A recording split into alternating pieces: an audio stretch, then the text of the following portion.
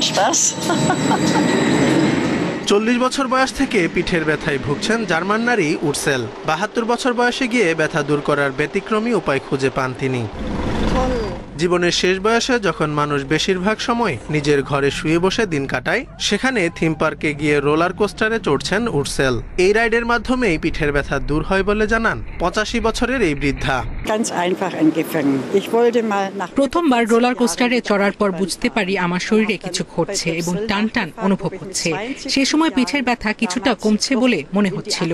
সময়ের সাথে সাথে রোলার কোস্টার রাইডের মাধ্যমে আমার ব্যথা পুরোপুরি দূর হতে থাকে।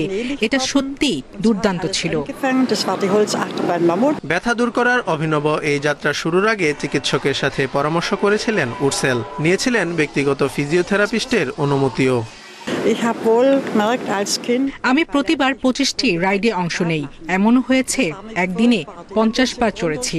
আমার ফিজিওথেরাপিস্ট বলেছেন তার চিকিৎসার চেয়েও রোলার কোস্টার রাইড আমার জন্য উপকারী। সপ্তাহে একবার নাতিকে নিয়ে থিম পার্কে যান উর্সেল। তার আগ্রহের প্রতি সম্মান জানিয়ে উর্সেলকে দিনে 50টি পর্যন্ত রাইডের অনুমতি দিয়েছে পার্ক কর্তৃপক্ষ।